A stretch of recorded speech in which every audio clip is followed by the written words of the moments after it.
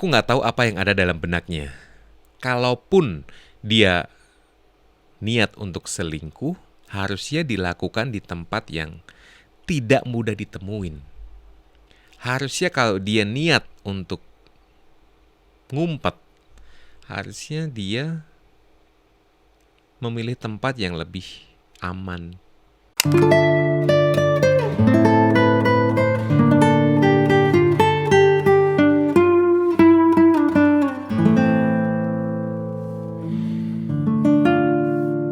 Buku Cerita. Hai, ketemu lagi di Buku Cerita bersama Awang Aji Wasita. Apa yang menjadi spesial di buku cerita ini adalah ketika kita dapat banyak cerita, ketika banyak orang yang mempercayakan ceritanya untuk kita baca di sini, untuk kita share, dan ternyata itu jadi satu value buat orang lain. Itu jadi satu pembelajaran khusus gitu. Mungkin bukan tentang solusinya, tapi at least kita jadi tahu, oh ternyata yang punya masalah itu bukan cuman aku ya. Oh ternyata yang punya permasalahan kayak gini tuh ada banyak, ternyata jauh lebih parah ya ternyata. Atau ternyata, oh ternyata hidup itu indah ya, karena banyak cerita-cerita indah di buku cerita ya. Oh ternyata banyak ternyata yang kita temukan di sini. Jadi sekali lagi terima kasih dan selamat datang di buku cerita.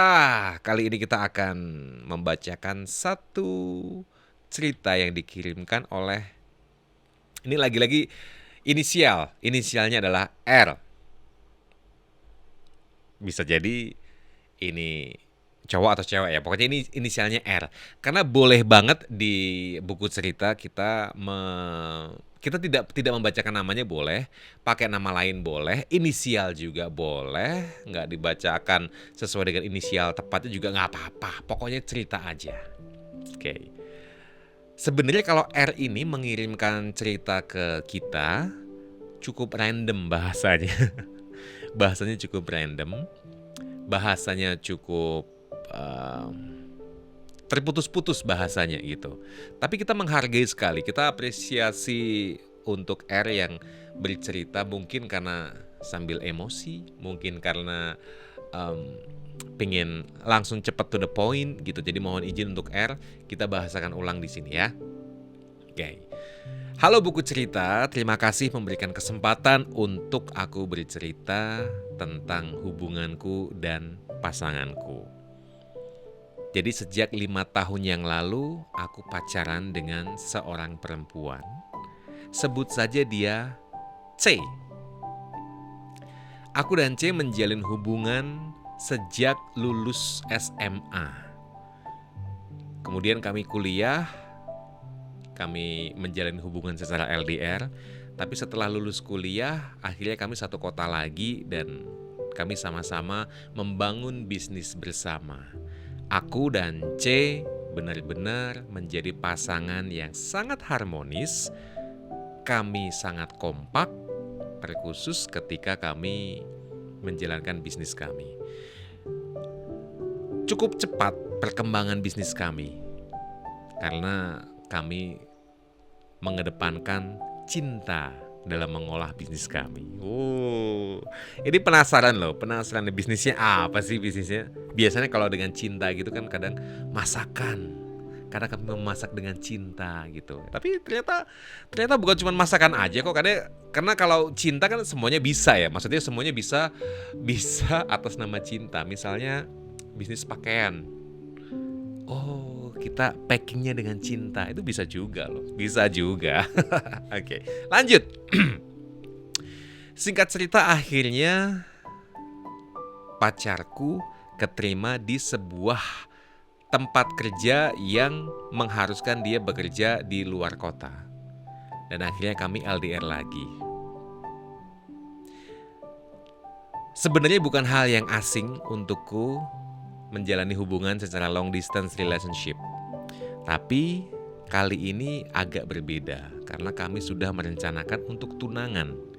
Kami merencanakan untuk menikah tahun depan.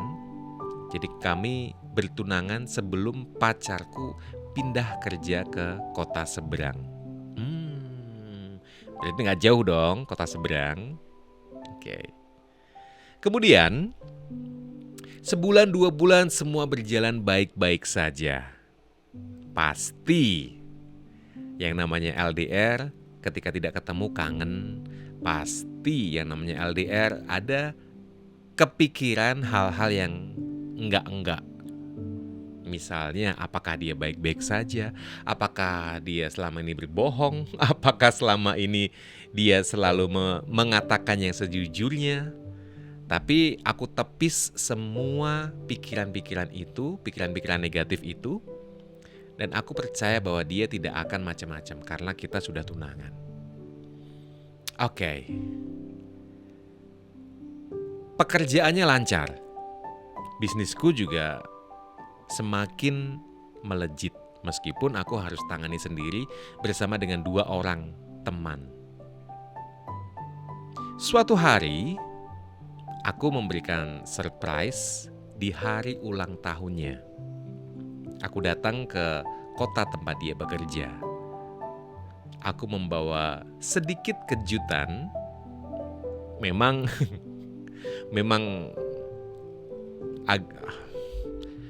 masa dibilang bodoh sih, bukan bodoh lah ya, bukan bodoh, memang agak bodoh, bukan bodoh lah, bukan bodoh. Memang agak unik ya, memang agak unik sih. Karena aku membawakan capcay kesukaan dia. Jadi aku beli capcay rebus di kotaku, kemudian aku meluncur ke kota seberang. Aku membawakan capcay untuknya. Karena membutuhkan waktu kurang lebih 2 jam untuk sampai di kota tersebut dan capcaynya sudah dingin. Tapi aku tetap aja cuek. Aku kasih capcay itu ke tempat kosnya dia. Sebagai dia ulang tahun, aku pikir itu sangat romantis. Meskipun bukan bodoh, kenapa titus bodoh lagi sih? Meskipun ini cukup unik gitu ya, cukup unik gitu. So, ini menarik nih. Jadi, wah ini romantis nih. Tak beliin, sepertinya yang saya tangkap ya, tak beliin capcay kesukaan dia, capcay rebus gitu. Akhirnya beli capcay dibungkus, bawa ke kota seberang. Kemudian sebagai dia atau surprise ulang tahun kan, datang, ini capcay, mari kita makan bersama. Mungkin seolah-olah, oh nggak jauh kok gitu, makanya aku bungkusin, makanya langsung beli meskipun agak dingin ya. Meskipun ayo kita makan bersama, meskipun agak dingin, tapi it feels like kayak satu kota aja gitu, kayak ya aku akan ke situ nitip apa, kesannya kayak gitu. Nah, dengan uniknya aku membawa capcay rebus itu sebagai hadiah ulang tahun dan aku datang ke kosnya dia. Dia sedang bersama dengan laki-laki lain merayakan ulang tahunnya. Mungkin akan beda kalau dia bersama dengan beberapa teman dan merayakan ulang tahun bersama-sama. Aku bisa maklum itu.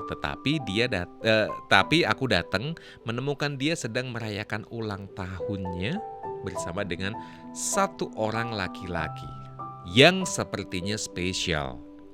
Karena ada beberapa hal yang berbeda. Dalam tanda kurung, dia make up, lelaki itu juga make up, dan mereka menggunakan baju couple. Aku nggak tahu apa yang ada dalam benaknya. Kalaupun dia niat untuk selingkuh, harusnya dilakukan di tempat yang tidak mudah ditemuin.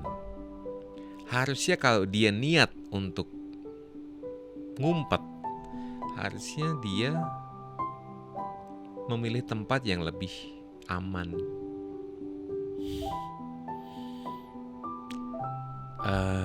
Mau bilang iya juga sih, tapi kok kayaknya gimana gitu ya.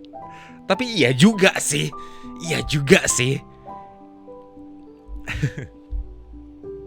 Iya. Kalian juga berpikir apa yang saya pikirkan kan?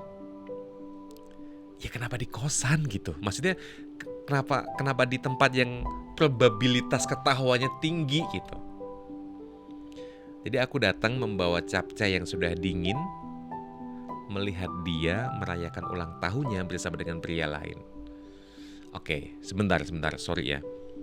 Mohon maaf. Jadi yang terlintas dalam benak adalah, hey, ini kan ulang tahun ya. Dan hari yang sebenarnya sangat terbuka loh. Sangat besar loh kemungkinan untuk didatengin untuk surprise. Karena ini hari ulang tahun, satu. Yang kedua, di kosan. Yang ketiga, itu tuh kayak menyerahkan diri gitu gak sih? Ya, maaf ya. Tidak bermaksud apa-apa.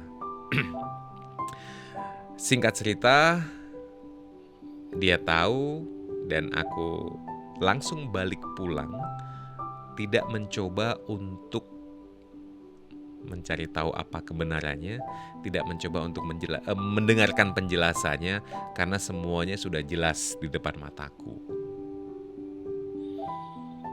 Wow. Aku kembali ke kota asalku. Setiap kali dia telepon tidak aku angkat. Aku tahu besok pagi dia harus bekerja, makanya dia gak mungkin akan nyusul aku pulang. Akhirnya, malam itu aku hanya menangis di kamar. Seorang laki-laki yang punya harapan besar akan tunangannya, yang melihat dengan mata kepalanya sendiri tunangannya sedang bersama dengan laki-laki lain di hari ulang tahunnya, dan di depan mereka harga dirinya terinjak-injak. Aku menangis sejadi-jadinya. Setiap kali telepon tidak aku angkat. Setiap kali dia mencoba menghubungi tidak aku angkat. Dan aku tahu aku akan ketemu dengan dia di akhir minggu nanti. Karena gak mungkin dia bolos atau pulang malam itu juga dan besoknya gak kerja. Wow. Waktu itu jam 12:30 pagi. Jam 12:30 pagi. Dia masih mencoba terus menelponku. Tetap aku tidak mengangkatnya. Hingga akhirnya aku mencoba untuk lebih tenang. Aku mencoba untuk menelpon dia. Dalam benakku, aku akan selesaikan semua hubungan ini. Dalam benakku, malam ini semuanya selesai. Malam ini semuanya selesai. Wow. Satu hal yang sebenarnya ini satu hal yang langsung terlintas dalam benak adalah keputusan untuk akhirnya menelpon. R menelpon C. Setelah berulang kali ditelepon gak diangkat, akhirnya jam 12:30 pagi, oke, aku telepon. Oke, aku selesaikan aja semuanya sekarang gitu. Ya udah, sekarang ngapain? Here we go. Aku telepon dia jam 12:30. Langsung diangkat. Dan dia langsung menangis. Dia menjelaskan semuanya. Seperti yang terduga sebelumnya, bahwa laki-laki itu adalah laki-laki yang menjadi orang ketiga di antara kami. Dia menyerahkan semua keputusan padaku karena dia yang salah. Dia mengakui semuanya. Meskipun ada satu hal yang aku syukuri.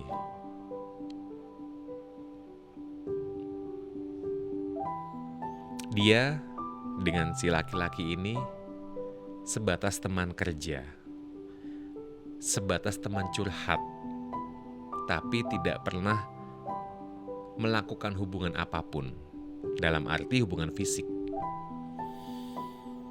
Oke, Aku coba pahami itu. Aku tidak banyak ngomong. Kami berdua sebenarnya hanya menangis. Aku menangis, aku kecewa. Kenapa tunanganku seperti itu? Dan dia menangis karena mungkin ketahuan. Karena mungkin ini di luar harapannya dia, di luar rencananya dia. Dan malam itu, aku punya niat untuk mengakhiri hubunganku dengan dia. Setelah apa yang aku lihat. Tetapi mendengar penjelasannya, sepertinya aku harus kasih kesempatan kedua. Sepertinya aku harus memberikan waktu untuk kami ngobrol. Sepertinya kami memang harus mencari akar masalahnya. Dan singkat cerita, besok paginya C datang ke rumah. Dia menjelaskan semuanya kenapa ini bisa terjadi. Kenapa dia tertarik hingga akhirnya dia punya teman curhat yang lain. Wow. R dan C. You guys are amazing. Mau membicarakan ini atas sebuah masalah. Buku cerita, akhirnya aku dan C berkomitmen untuk kembali bersama. Aku memaafkan dia. Karena ternyata ini semua juga salahku. Aku terlalu fokus dengan bisnis sehingga jarang mendengarkan dia curhat. Meskipun dia juga punya salah. Namun malam itu menjadi malam yang istimewa karena kami berdua bisa ngobrol dari hati ke hati yang selama ini tidak pernah kami lakukan bersama. Yang selama ini kami hanya main, kami hanya ngobrol, kami hanya membicarakan hal-hal yang manis-manis saja. Ketika ada dalam sebuah masalah, ternyata dia atau C mau mengakui, mau diajak berdiskusi, bahkan C lah yang menenangkan aku dalam menghadapi ini. Dan sekarang aku dan C sudah menikah. Kami menunggu kelahiran generasi penerus kami. Generasi penerus. Oke. Wow, sudah akan dikaruniai seorang anak ya. Selamat ya. Wow. Terima kasih R. Terima kasih. Ini merupakan sebuah cerita yang menginspirasi juga. Banyak loh yang akhirnya memutuskan yang berbeda dengan R dan C ini ya. Tapi apapun itu ya, itu akhirnya keputusan yang diambil bersama. That's the point. Keputusan yang diambil bersama itu punya value yang besar. Terima kasih ya R, terima kasih ya C. Untuk yang pernah ngalamin juga atau punya komentar, silakan ada di kolom komentar di bawah ya. Buat yang akan bagi cerita, mengirimkan cerita, ada di kolom deskripsi caranya. Oke. Wow, ini mengharukan sekali cerita C dan R ini ya. Terima kasih banyak dan sekian untuk episode kali ini. Kita akan ketemu di episode selanjutnya di Buku Cerita barengan Awang Ajiwasita. Bye-bye.